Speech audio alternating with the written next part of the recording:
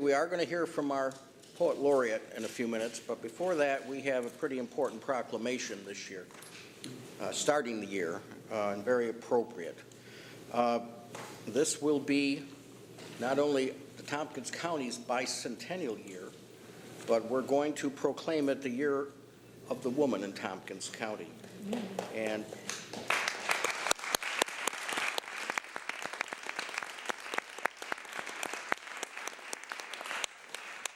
And this is very special, and we have a wonderful audience out there that's come for, I know a lot of you have come for this.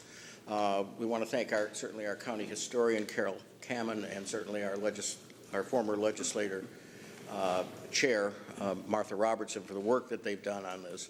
Martha, I wondered if you might come up to the front and read the proclamation. And I want to ask, please, the other women legislators to come up with her, and all women who are employees of the county and our county historian to come up to the front with us. I would call everybody, all the women up, but there are kind of too many. But you're all to be part of this as well. Well, we don't usually do that, but I'll let you. Yes, you may. Carol, please come up. Carol. And Kathy Covert and Michelle would be, and Katrina would all be up, but they've got to take the minutes. Nice. So Marcia, come on up. Paula. I'm very excited. Any of our department heads that are here, any of the other employees. We just want to make this a special time to think about the women in our community. Go ahead. Thank you very much, Mike. And I want to especially thank Carol. Come on, Carol, don't stand way back there. Carol Kamen, our county historian, who tells the most wonderful stories and brings just the right pieces of information forward at just the right time. She brought this idea to me in November or December, and we worked together on the language. And Carol's going to say a few words in a minute. But I also want to. I'm going to do a little history too, a little bit. That this is, first of all, we're celebrating why now, why here. 2017 is the 100th anniversary of women getting the right to vote in New York State. And a lot of people think of 2020, well, that's true, and people think of 1848 because of New York's role in the Seneca Falls Convention in 1848. Well, between 1848 and 1920, there was a lot of really, really hard work that got done, and women fought huge battles with many allies, male allies as well. But we know of Susan B. Anthony, Elizabeth Cady Stanton, a couple of other folks we don't always think, but were part of the movement: Sojourner Truth, Harriet Tubman, Frederick Douglass, Carrie Chapman Catt, Mary Garrett Hay, Lucy Stone, many, many others. And it's important that we start to talk about these women and men and talk about what happened in New York State and how New York really was pivotal in women getting the right to vote across the country. I will point out that Native American women and men didn't get citizenship rights until 1924, and in many states still didn't have the right to vote until much later. In fact, it wasn't until the 60s, the 1965 Voting Rights Act, that all women and men, native of any ethnic or political persuasion, had the right to vote. I will say we still don't have an equal opportunity to vote in this country, sadly, in many places. So it is something that we will fight for, I think, sadly, perhaps forever, that we need to make sure everyone actually has the opportunity to vote and have their vote counted. A brief story about what really put the vote over the top in New York State. New York State wasn't by far the first state to get to have women have suffrage, but it was the first eastern state and the first major state, and that really was pivotal in encouraging the Congress to actually pass suffrage. And to actually, how many of you have signed online petitions in the last year? So, what they did was, they did all sorts of things. over the decades. But the biggest final push for the movement was a petition that was carried person by person, door to door. I'm going to read from something by Robert Cooney from Winning the Vote, The Triumph of the American Woman Suffrage Movement. To answer charges by opponents that most women did not want to vote, suffragists spent more than a year going door to door in nearly every city and town in the state, collecting the signatures of over 1 million women who said that they wanted to vote. Organizers climbed thousands of tenement stairs, walked country lanes, and visited the homes of the rich and poor. The result was the largest individually signed petition ever assembled, eventually totaling 1,030,000 names, a majority of the women in the state. In 1915, the effort had lost in New York State by more than 80,000 votes. So they combined this petition signing with an aggressive advertising campaign, but literally block by block organizing.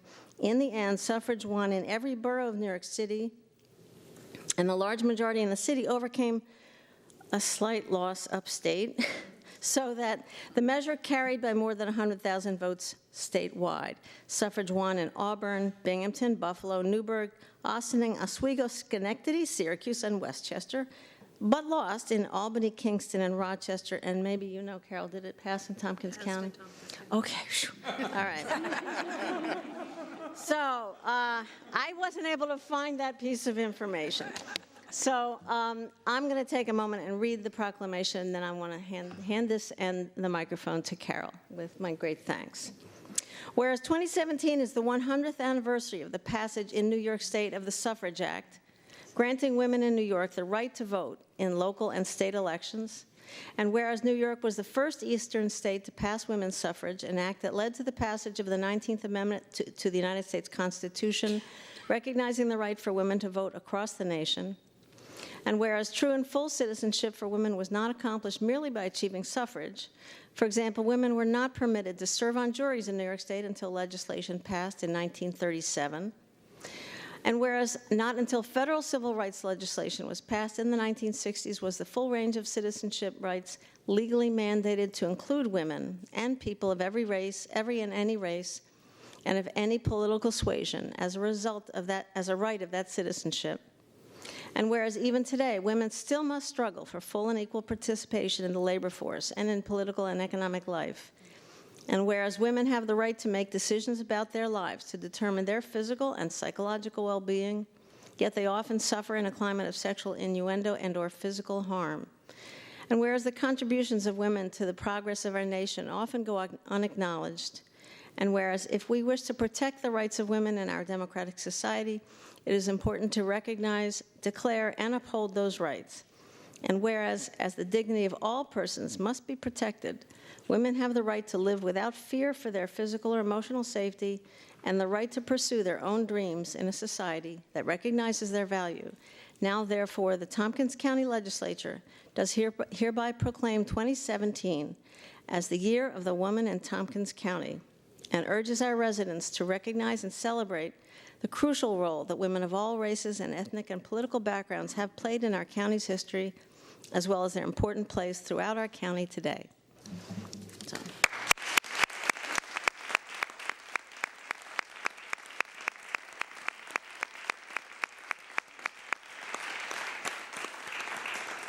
Women in Tompkins County worked very hard for the vote. When the vote failed for suffrage in 1915, the women in New York said, "We will fall forward." And they did. They took the whole issue of suffrage forward. I'd like to thank the legislature on the behalf of women of the past who are mostly unsung, and women of today striving to care for those they love and making this a more harmonious world. And for all those girls nurtured by fathers and mothers and teachers in our care for such a short time, to whom we send out strong and healthy into a world now made a bit more insecure. I'd like to thank the legislature for this proclamation, for making a bold statement of respect and appreciation for its female citizens, and commemorating the centennial of women's suffrage in the state, and marking Tompkins County as a place of greater safety in an uncertain world. Thank you.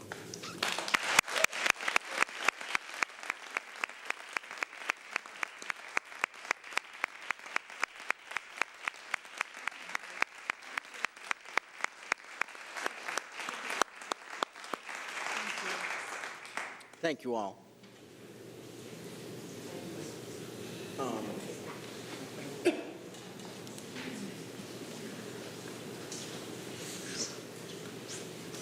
I just had a request from a legislator to allow some of the other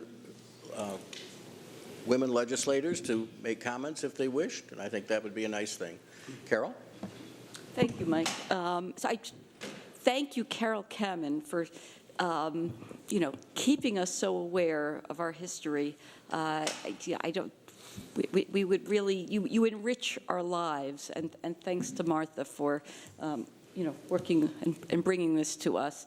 And thanks to, I can't believe how many people have come out to actually be here in person as we do this. I really, it's very impressive. It's obviously an issue people care deeply about, and I hope that we continue through in the entire year to act in ways that bring to bear some of the aims of having this be the Year of the Woman. And I just want to mention, too, I would really like to see us figure out a way to engage in activities throughout the year. Maybe the first thing our chair can take on, because it's not just the women who've come out, it's the Friends of Women, to think about how, and help the legislature think about how we might put some more teeth behind making this the Year of the Woman here. And two areas that I would want to think more about, one would be equity, because I think that equity issues are women's issues, and women's issues are equity issues. The Year of the Woman here in Tompkins County should be about, yes, women need to be all registered to vote, and we should make sure that happens. But unless we can get more than the top level up past that glass ceiling, we haven't enriched 80% of women unless we deal with equity issues. So maybe this is the year we can think about how to make sure we get our human and social services up to a higher level as we have with our physical services here. And then the other would be, there's always more that we could do in terms of figuring out how to make sure that certainly we have the power to make sure all county employees are thoroughly trained, including us on the legislature, about sort of how to make sure that we're doing what it says in that proclamation, and learning ever new ways to treat each other with respect and treating each other's ideas equally, regardless, and pace of talking, whatever, equally, regardless of whether you're male or female or transgender. So I hope that we'll do at least those two things, and I'm sure there's more we could think about. So thank you to everybody again. I wanted to just thank every woman here for inspiring me by coming today and by being so profoundly beautiful vision for me, and very appreciative. And for every woman who could not be here tonight, my heart is going out to you as well, because this last year for me has been a very powerful experience of coming into my own as a woman, as someone who's taking a position of leadership, and owning it with pride in a way that I realized I needed to do, in a way that healed something in me. So I want to share that with you in my own vulnerability, and acknowledge that there is a rhetoric that has come out in the last couple months that I have found, one, scary, and two, acknowledge that it has been there. It may have been a bit in the closet for the last couple decades. So what it shows me is, the silver lining of it is that it's no longer in the shadows. And it shows me that we have work to do. And I am seeing that a lot of the youth females are not here right now. And I would love to encourage every single one of us that's here that feels the call to continue to fight for equality for women, that each one of us takes a young woman under our wing and encourages them and fosters strength and inspires them. So I'm just asking all of us in this next year to hold that in our minds, to continue to push for the equity, which we need, men and women, I think really need to experience that to create that equity. So thank you. Dooley, did you want to speak? Not necessarily, but I feel I must. So I will tell you. I will tell you one anecdote. I began my elective public service running for the Cayuga Heights Village Board when I was a very young mother, and I got elected, which was a nice surprise, and learned that every year one of the older male members of that board was given a leave of absence so he could spend the winter months in Florida. And he would come back and rejoin the board after the winter had passed. So the next year, my husband had a sabbatical. And we wanted to go to California together, and I asked for a leave of absence and was told absolutely not. Women were treated differently then. And that was a hard lesson to learn. It wasn't news to me, but I hadn't experienced it quite so baldly before. And it just motivated me to keep going. Leslyn, we had to turn to the women on the legislature after the Yes. proclamation. Wondered if you have something to say. I most certainly do. And I was standing with you all in spirit. My women colleagues in the legislature, I apologize that I could not be here. I was running, you all, trying to get here. And then a lovely lady downstairs said, "Lovely proclamation." And, tears were welling up because I wanted to stand here. Martha, I do want to thank you and to Carol and others for just the idea behind it and for bringing it forward. Certainly meant a lot to me. Believe it or not, I walk in as you're talking, Anna, about mentoring young ladies, which is partly what I was involved in, some young ladies who were having some crises at this moment, unexpected, that I had to deal with. We have, and I want to talk about a program that we have at GIAC called, we started calling it the Girls Empowerment Group, and they changed the name to Motivated Sisters of Strength. After a year or two of being together.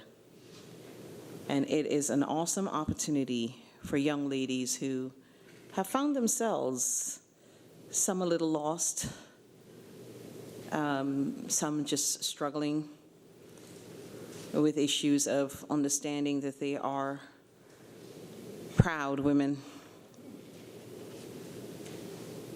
And so for us, it was an opportunity to step in and bring them together, not only to support each other, but to meet other wonderful women in the community that they can connect with and build mentoring and social relationships with that can help them to sort of recapture the pride and the strength in being a woman.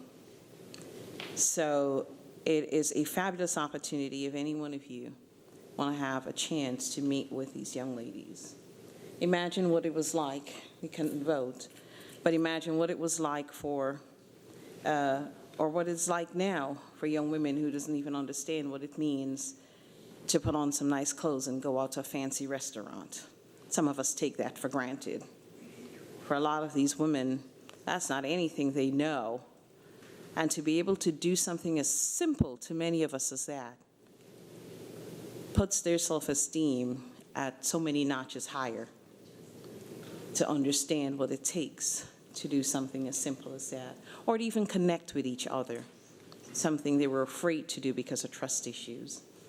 As a woman, I'm happy to serve on this body, and I'm happy to have a loud voice for issues that matter to me. For years, I sat on this body and was quiet about some things that, you ought to be quiet about, or you were taught that you're supposed to be quiet about. But more recently, I've gotten a little boisterous. I don't know what's going on, but I'm liking it. And you put up with a lot.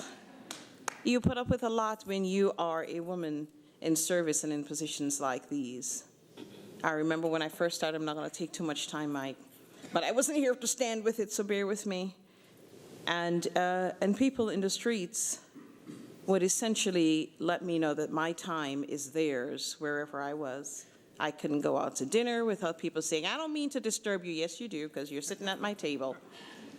But you needed to, and you needed to, and so on. Or just to be in a leadership position and people not take you seriously because you are not male, one. Two, you're not white male. As a black woman, I do feel that in a huge way. And so I'm extremely thankful for this proclamation to support and recognize us. So thanks again, Martha, for that. And thank you for whatever it is you said before the proclamation, because you and I had that conversation. I wasn't here for it. And thanks to all of you for continuing to support us as women, one, and as us as women in leadership positions. We've got a long road ahead of us, but we are going to break that ceiling. Someday, my daughter believes she will, but one of us will break that ceiling.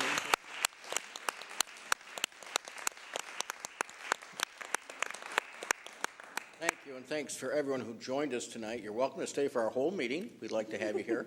But you've made this particular part of our meeting and this particular event special by your presence here. Thank you.